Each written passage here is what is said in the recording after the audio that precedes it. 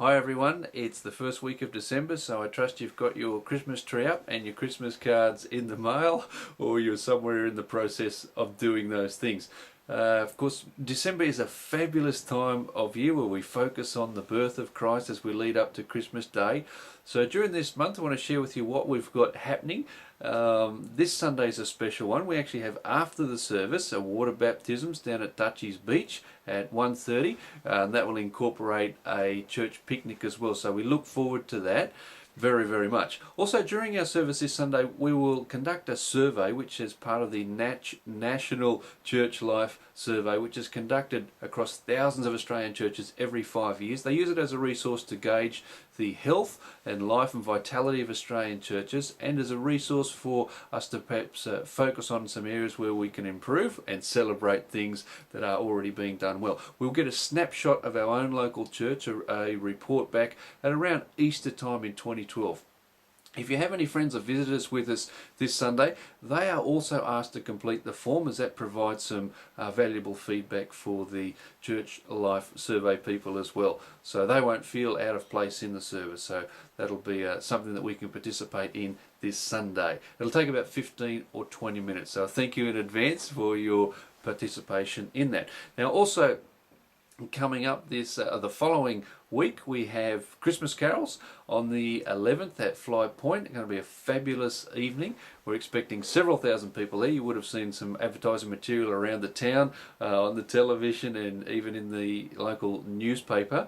Of course, our own Lachlan Donaldson is leading the combined churches band, which will be absolutely fabulous. We have Charlie Robertson there as well, former High Five member, and 60 members from the Koala Marching Band, and Iron and Clay will be there as well, finishing the night with fireworks. So it'll be a fabulous pre-evangelism event where you can invite friends and family, and we can sing together some Christ honouring, God honouring, good old-fashioned Christmas carols that night, and have a good family night together. So try and get along to that one on the 11th. Now on the 18th we have our Sunday school presentation, which is always awesome. It's where we get the warm and fuzzies with our little kids doing a presentation, doing a little play this year, and we give them their Sunday school awards for their achievements throughout the year. So we look forward to that. Our Christmas Eve service on the 24th, of course, is at 10 p.m. this year, so it will be a beautiful reflective service. Again, a great service to invite friends and family. Christmas Day is at 9 a.m.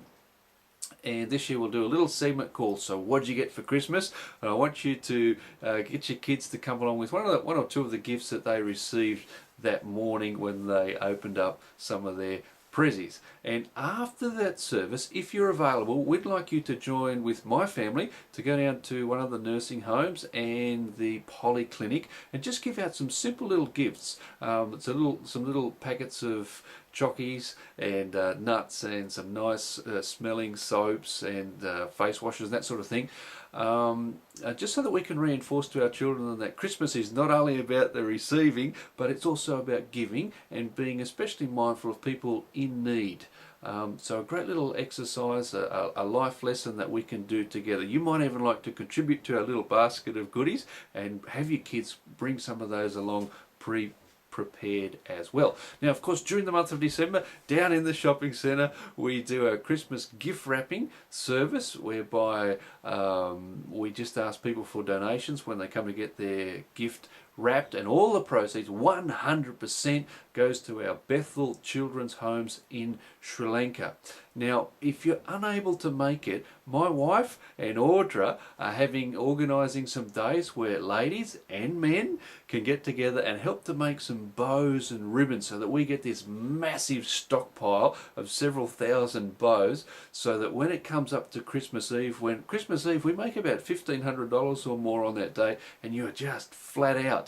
So if we can have this stockpile of bows, we can just keep flowing with it, and it really takes the pressure off. Everything takes time, but you can make it a great communal time. So could you contact Audra or my wife and get into the habit of making some bows in preparation for that work that we do to bless our orphan children in Sri Lanka. So this December, some great things happening. Also, we're focusing on our community, loving our community and loving the nations. So as part of loving the community, we're giving out some Christmas hampers through the Yakaba Centre. I know that many people have already given a lot of non-perishable food items through that. This is the last week to get that in. And also we're going to do Love in a Box again this year. We did that last year. Really simple concept, beautiful concept. All you need to do, if you know someone doing it a little tough, just nominate them, give their address, and very discreetly give it to one of our elders, and then very discreetly we will have a box of fresh fruit and veggies delivered to their house with a little note inside saying, from the Beachside Church, we love you, God loves you, thinking of you, and hope this brightens up your day.